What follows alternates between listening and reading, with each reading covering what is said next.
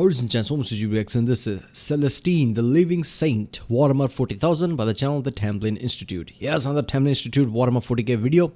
This is one of the latest one, I guess. It was from the May, so not that latest. But yeah, it's the latest Warhammer video from this channel, I guess. Right? Yeah.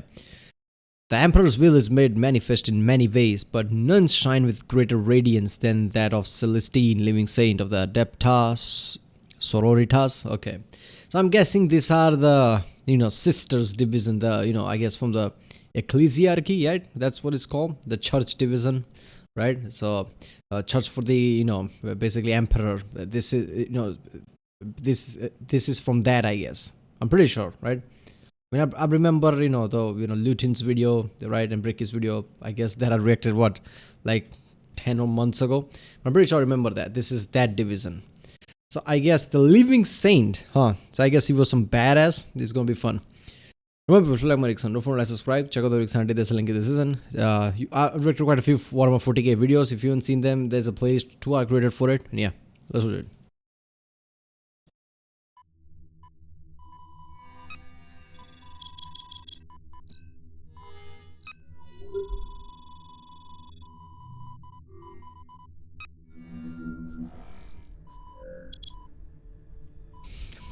Batman.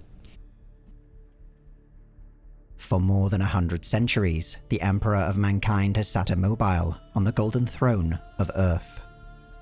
He is the master of mankind by the will of the gods, and master of a million worlds by the might of his inexhaustible armies. He is a rotting carcass writhing invisibly with power from the dark age of technology. He is the carrion lord of the vast Imperium of man, for whom 1,000 souls are sacrificed every day, so that he may never truly die. Yet, while the golden era in which the Emperor tread the soil of his Imperium and spilled the blood of those who might defile it grows ever more distant, his will can still be felt.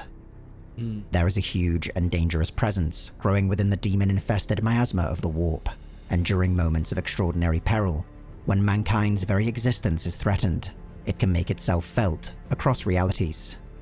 There are many ways in which the prayers of humanity might be answered, and the will of the Emperor made known, but few are the equal of Saint Celestine, living saint of the Order of the Martyr Lady.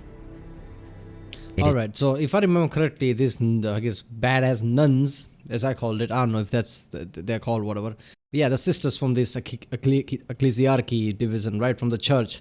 They're supposed to be so strong mentally that no chaos can basically break them. That's the case, right? I'm pretty sure that's the case. Like, they are that strong, like, warp and chaos cannot, breach them. So they are really deadly against any chaotic, demon type beings. It is natural that all those elevated to the highest pantheon of imperial heroes might have their accomplishments embellished and character magnified, but the accounts of Saint Celestine have been remarkably consistent. Imperial records speak of imminent slaughters turned into rousing victories by the miraculous intervention of a wrathful warrior borne aloft on angelic wings and righteous fury. Her figure burns with light, fiercer than the heart of any star. Courage and resolve builds in any noble soul that meets her gaze, while those that harbor evil are overcome with abject terror. A single graceful gesture might call forth an inferno of terrible power, or make strong again the sick and dying. Mercy and rage circles her every moment. In her presence, the faithful are led to victory, while traitors and demons boil away into nothingness. History is littered with tales such as these. A legion of pretenders have claimed sainthood, and with it, the Emperor's favor. But it is not Celestine's actions in life that mark her as a true saint, but those that occur in death. She has been burned to ashes by the unnatural fires of the ruinous powers. Okay. Her armor has been split by eldritch alien weaponry, and her body torn asunder. She has been crushed beneath the treads of demonic engines, or mangled on the blades of the Imperium's greatest foes. Every manner of mortal blow has snuffed the life from Saint Celestine, but each and every time she has returned, rising once more again and again and again to strike down her would-be killer. Okay. To those who have witnessed these miraculous acts, her explanation is simple. She will only die when the Emperor himself claims her, and not a moment before. Okay, so how does that actually work? Is she somebody with the power to basically be immortal? So even if she's like made into ashes, like burnt to the crisp, she still somehow comes back alive? How does that happen? I guess she's literally a living saint or something. Has power of the emperor where she can't die or something. What is happening there? Because that's some next level shit. Very little is known of the life of Celestine before she was declared a living saint of the Imperium. The Order of Our Martyred Lady, one of the great orders militant of the Adeptus Sororitas, does however make note of a Sister Repentia by that name within their ranks. She was said to have been among the armies of the Imperium, mustered against the heretics of the Palatine Schism. Celestine was at the forefront of the first wave, where the fighting was most fierce, and she was killed in battle during the drive to the capital city on the world of Eurytion. Celestine was merely one among countless others that lost their lives in the service of the Emperor that day, but special mention was made of the grim butcher's toll she inflicted upon the enemy. When her body was reclaimed, however, by her surviving sisters, they were shocked to discover that when cleansed of the blood and filth of battle, no wound could be found upon her body. She arose as if from a deep sleep the next day, and the light of one touched by the divine glowed within her eyes. Yeah, I don't know why my mind is just going to parody way. It's like everybody, they found her out, right? Cleaned her with all the blood and dirt, and there is no wound. Like, what the fuck? Did you just play dead to escape the battle? Like, no. By the time the crusade to end the Palatine Schism reached its apex, Celestine had become its sacred figurehead. In this role, she gained immense influence, and used it to convince the Lord Militant of the Imperial forces to liberate a seemingly unimportant world, Sanctus Lys. Okay, why? While none then alive, save Celestine, were aware of its significance, this backwater world was a holy place. It was home to a shrine of Saint Catherine, a living saint of the Order of the Fiery Heart, the precursor to Celestine's own order. In the shattered remains of this shrine, Celestine came upon a forgotten crypt, and descended into the darkness on steps none had trod upon for millennia. When dawn came... Don't want to pause too much, but look at this story in itself. Like, Celestine just asked one planet to be liberated that nobody cared about, but apparently it turned out that it belongs to somebody else, another saint, the precursor to her, basically. That's basically has a tomb there or whatever. Like, you can write a TV show out of this. Like, in today's Marvel universe, there's movies after movies that connects, and there's also TV show now that connects, and how much branch it has created. You can do that shit with Warhammer. You can create this whole series out of the Celestine, the Living Saint. That's a TV show, right? And it can branch out on its own. There are so many stories, right? So many episodes you can make. Like how she said basically restores the planet just because of the precursor saint that has a tomb there or whatever. Meanwhile, you can have another TV shows that's happening somewhere else with the space marines and shit. Following morning, Celestine rose from the tomb like Catherine herself. Divine radiance had enveloped her. Mighty angelic wings had appeared at her back, while doves and cherubs circled her transformed visage. She had donned the armor of Saint Catherine, anointed with the blood of its namesake, but it was the sword she carried that was most wondrous and terrible of all. From a hilt worked into the shape of the imperial aquila and adorned with skulls and flowers, burned a blade so bright that none could look directly upon it. Her apotheosis complete, Celestine was declared a living saint by the Lord Militant, and her status cemented by a conclave of the ecclesiarchy soon thereafter. Hailed as the hero martyr of the Palatine Crusade, untold thousands of heretics would die by her blade until absolute victory was finally achieved. The deeds of Saint Celestine filled the annals of imperial history for decades thereafter, until she ultimately disappeared, fighting the renegade warmaster of Thorax.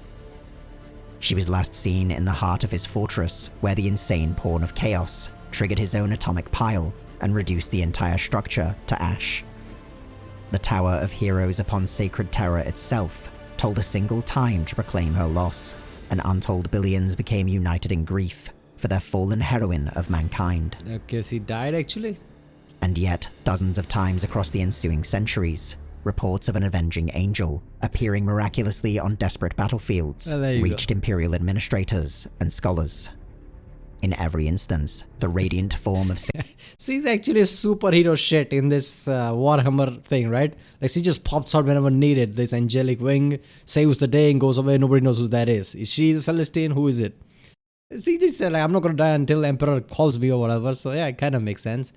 And basically, you know, she went to that planet, right? Because she was called somehow, I guess. That's the thing, right? Because nobody knew what that planet was. I guess she did.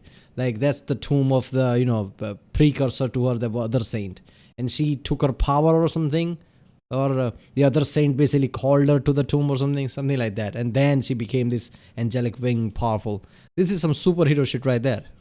Saint Celestine was sighted just as hope had been extinguished, only to vanish once more as soon as victory had been won.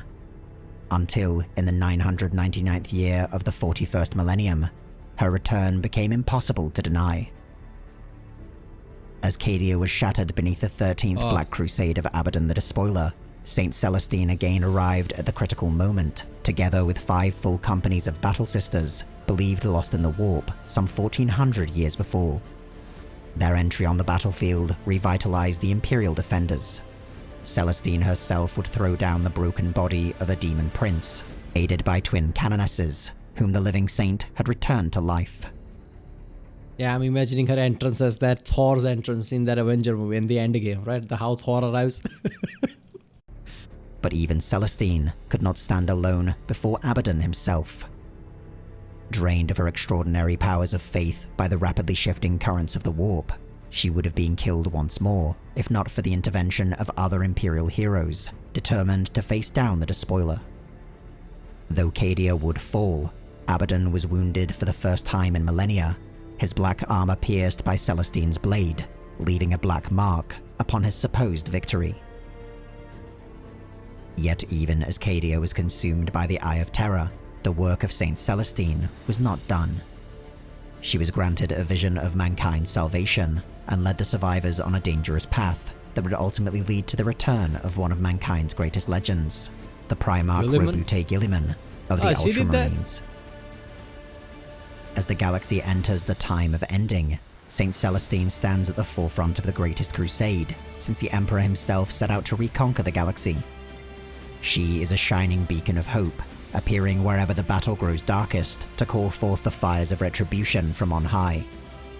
And if she should fall in battle, none now mourn, for she is the living saint, and until the Emperor deems it so, she will forever rise and rise again, a living embodiment of his divine wrath.